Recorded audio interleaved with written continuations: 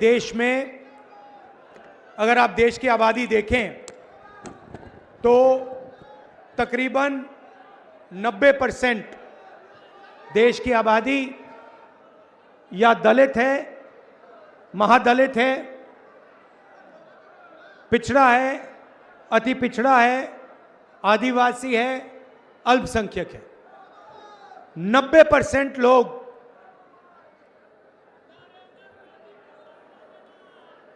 इन नालंदा क्या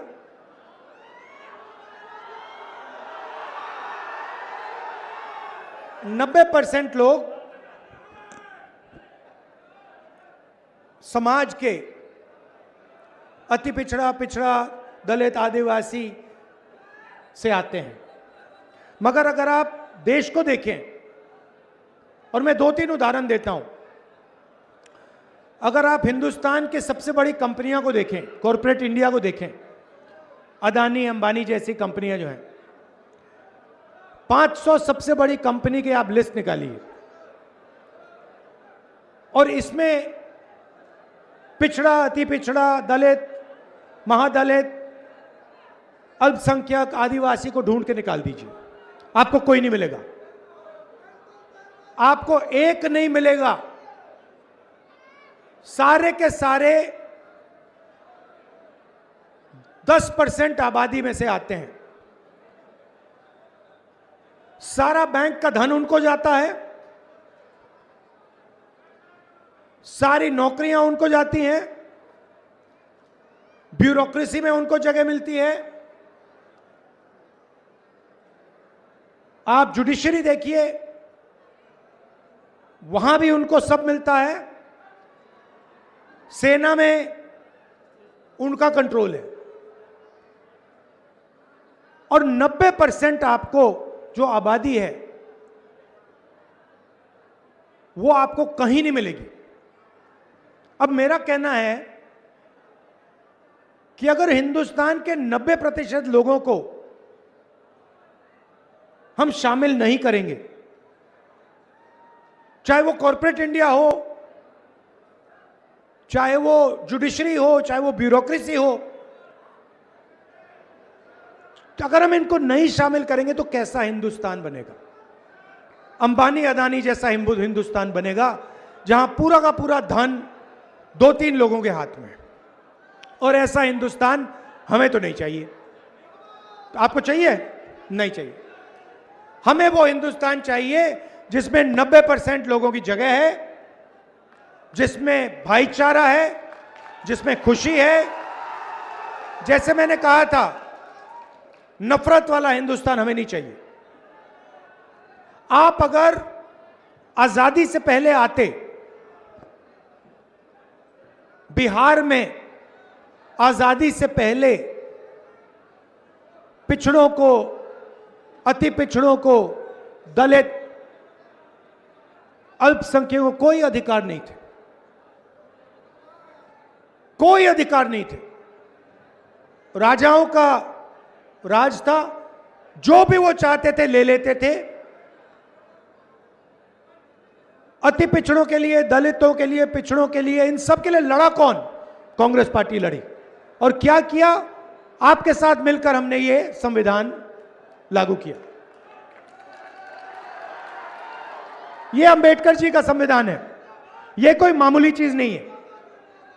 इसमें अंबेडकर जी की सोच है, गांधी जी की सोच है, सरदार पटेल, जवाहरलाल नेहरू, सुभाष चंद्र बोस, इन सब की सोच है। इसमें सावरकर की सोच नहीं है, इसमें गोडसे की सोच नहीं है, इसमें आरएसएस और बीजेपी की सोच नहीं है। सही बोला, गलत बोला?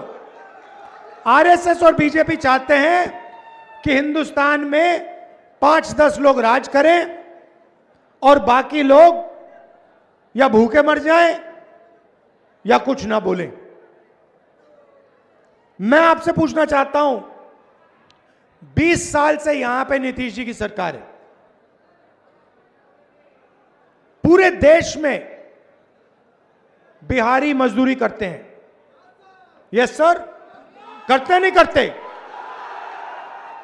मतलब मैं लद्दाख गया था, बर्फ, सर्दी, बर्फ, वहां पे कौन सड़क बना रहा था? बिहार के लोग। मुंबई में बड़ा सा पुल बना, किसने बनाया? बिहारियों ने। वो जम्मू कश्मीर में बड़ी से बड़ी टनल बनी, किसने बनाई? बिहारियों ने। असम में सड़क बनती है, कौन बनाता है? बिहारी बनाते हैं। तो नीतीश जी ने यहां रोजगार मिटाकर आपको देश का मजदूर बना दिया है। मैं युवाओं से पूछना चाहता हूं, आप मजदूर बनना चाहते हो क्या? आप पूरी जिंदगी मजदूरी करना चाहते हो क्या? आप रोजगार चाहते हो ना? नरेंद्र मोदी जी आते हैं, कहते हैं भाइयों और बहनों, भाइयों और बहनों, मित्रों, मैंने डेटा इतने कम दाम पे बेचना शुरू किया है कि बिहार के युवा आज रील देख सकते हैं, रील बना सकते हैं, फेसबुक पे जा सकते हैं, इंस्टाग्राम जा सकते हैं, देख सकते हैं। भैया, रील बनाने से आपके जेब में पैसा आता है क्या? रील बनाने से आपके मेज पर भोजन आता है क्या? नहीं। नरेंद्र मोदी ने आपको यह नहीं बताया कि जब आप रील बनाते हो और अपने दोस्त को बेचते हो तो फायदा अंबानी को होता है, फायदा अदानी को होता है। नरेंद्र मोदी ने आपको यह नहीं बताया कि बिहार में किसानों से छीनकर 1 रुपए में अदानी को जमीन दी गई है। 1 रुपए प्रति एकड़ में अदानी को जमीन दी गई है। यह नरेंद्र मोदी ने आपको नहीं बताया। अमित शाह ने आपसे कहा, चुनाव में उसने कहा कि बिहार में उद्योग लगाने के लिए जमीन नहीं है, उद्योग लगाने के लिए जमीन नहीं है, मगर अदानी जी को फ्री गिफ्ट देने के लिए बहुत जमीन है, कोई कमी नहीं है उसके लिए। देश के एयरपोर्ट, पोर्ट्स, रेलवे स्टेशन, सड़कें, इंफ्रास्ट्रक्चर, डिफेंस की इंडस्ट्री, गोला बारूद, मिसाइल, ड्रोन, ये सारा का सारा नरेंद्र मोदी ने अदानी को दे दिया है। आपको क्या दिया? नोटबंदी और गलत जीएसटी। जीएसटी क्या है मैं आपको बताता हूं। जीएसटी आपके जेब में से टैक्स लेने का तरीका है और ऐसे लिया जाता है जो आपको पता भी नहीं लगे। आप पेट्रोल खरीदो, शर्ट खरीदो, पैंट खरीदो, जूता खरीदो, सेलफोन खरीदो, जीएसटी जीएसटी जीएसटी, आपके जेब में से सीधा पैसा निकलता है। जितनी जीएसटी आप देते हो, आपने शर्ट खरीदी, जितनी जीएसटी आप दोगे उतनी ही जीएसटी अंबानी उसी शर्ट के लिए देगा। वो है अरबपति। किसान के पास 10-15 हजार रुपए बैंक अकाउंट में, मगर जीएसटी एक जैसी। किसान का कर्जा माफ कभी नहीं हो सकता बिहार में। अदानी अंबानी का जितना कर्जा माफ कराना है करा दो। नोटबंदी और गलत जीएसटी ने बिहार के युवाओं से रोजगार छीना है। जानबूझ के बिहार के जो छोटे छोटे बिजनेस थे उनको खत्म किया गया है। क्यों? क्योंकि अदानी और अंबानी चाइना का माल बिहार में बेच पाए। आप देखो, ये फोन है, किसी भी फोन के पीछे देखो मेड इन चाइना लिखा होगा। अपनी शर्ट के पीछे देखो made in Bangladesh, made in China. जूतों के नीचे देखो मेड इन चाइना। जब आप चाइना का जूता खरीदते हो, चाइना का सेलफोन खरीदते हो, फायदा चाइना के युवा को होता है, चाइना की कंपनी को होता है, और जो हिंदुस्तान में बिकवाता है उसको होता है। यह सेलफोन हिंदुस्तान में कौन बेचता है? अंबानी। अंबानी। तो फायदा किसको हो रहा है? अंबानी को, अदानी को, चाइना के युवाओं को, चाइना की कंपनियों को, नरेंद्र मोदी को। लाखों करोड़ रुपए जो अदानी बनाता है वो बीजेपी को दिए जाते हैं। आप देख लीजिए, चुनाव देख लीजिए, टीवी देखिए, उनको कोई पैसे की कमी नहीं है। मैंने भी शुरुआत में कहा मीडिया के हमारे मित्र हैं, ये हमारे मित्र नहीं है, ये उनके मित्र हैं, नरेंद्र मोदी के मित्र हैं। पैसे की कोई कमी नहीं। जितना टीवी पे दिखाना है दिखा दो नरेंद्र मोदी का चेहरा, 24 घंटे चलाओ। मगर बिहार की जनता होशियार है। मैं आपसे सवाल पूछता हूं, यह फोन है, इस पे मेड इन चाइना लिखा है, इस पे मेड इन बिहार लिखा होना चाहिए? होना चाहिए, नहीं होना चाहिए? हम चाहते हैं कि मेड इन बिहार इस सेलफोन पे लिखा हो, चाहते हैं कि मेड इन बिहार आपके शर्ट पर, पैंट पर, जूते पर, कैमरा पर लिखा हो। आप भूलो मत कि एक ऐसा समय था जब दुनिया की सबसे बेहतरीन यूनिवर्सिटी नालंदा यूनिवर्सिटी बिहार में हुआ करती थी। सही बात है, लाइन लगती थी, लाइन लगती थी। चाइना के लोग, जापान के लोग, कोरिया के लोग, इंग्लैंड के लोग लाइन लगाते थे, हमें नालंदा यूनिवर्सिटी में जाना है। सबसे बेहतरीन यूनिवर्सिटी थी दुनिया में।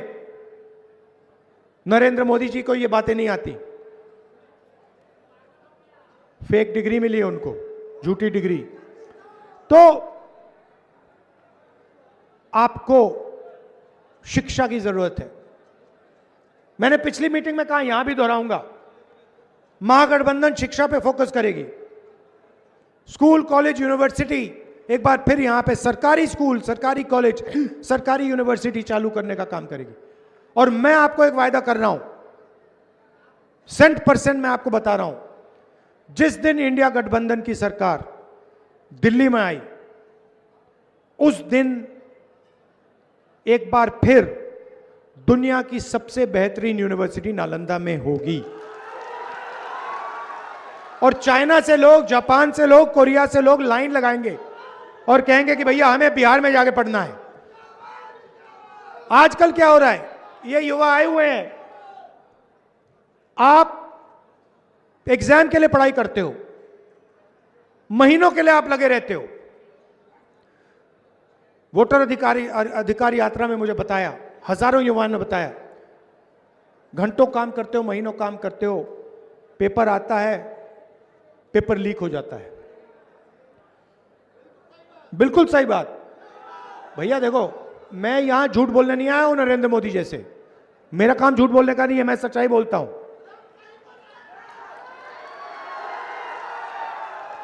तो पेपर लीक होता है, जिनकी जानकारी होती है, जान पहचान होती है, जिनके पास पैसा है, उनको सरकारी जॉब मिलती है। और जो पढ़ाई करता है, जो ईमानदार है, उसे कहा जाता है भैया आपका पेपर लीक हो जाए, अगले साल करो, जाओ। धरना चल रही थी, महीनों के लिए वहां पे बैठे हुए थे पटना में, नीतीश जी मिले तक नहीं। मैं जाके मिला, कोई मदद नहीं की उनकी। पेपर लीक हुई, चोरी हुई, उनका भविष्य उनसे चोरी किया गया, मगर एक शब्द चीफ मिनिस्टर ने नहीं बोला। बिहार का स्वास्थ्य का सिस्टम समझना चाहिए, एम्स चाहिए, ऑल इंडिया मेडिकल इंस्टीट्यूट, सामने मेट्रो स्टेशन है, रात को वहां जाइए, नीचे देखिए क्या हो रहा है। 3-4 हजार लोग ऑल इंडिया मेडिकल इंस्टीट्यूट के सामने मेट्रो स्टेशन में सोते हैं। कहां के हैं? बिहार के हैं। क्यों? क्योंकि बिहार में जीने के लिए अस्पताल में नहीं जाते हैं लोग, मरने के लिए अस्पताल जाते हैं। अगर आपको मरना है तो आप बिहार के अस्पताल में चले जाओ, मार देंगे आपको। तो रोजगार नहीं दिया, अस्पताल नहीं दिया, यूनिवर्सिटी कॉलेज नहीं दी, तो दिया क्या? कुछ नहीं दिया, भाषण करते रहते हैं। अच्छा, मैंने कहा नीतीश जी की सरकार है, नीतीश जी की सरकार ही नहीं है। जैसे टीवी का रिमोट कंट्रोल होता है, वैसे नरेंद्र मोदी जी और अमित शाह के हाथ में नीतीश कुमार जी का रिमोट कंट्रोल है। जो भी करवाना है करवा देते हैं, बटन दबाते हैं, नीतीश जी करते हैं। और ये मत सोचिए, बीजेपी ने नीतीश जी को पूरा कंट्रोल कर रखा है, दबा के पकड़ रखा है। नीतीश जी की सरकार अब बिहार में कभी नहीं बनने वाली है, खत्म हो गया काम, हो ही नहीं सकता अब।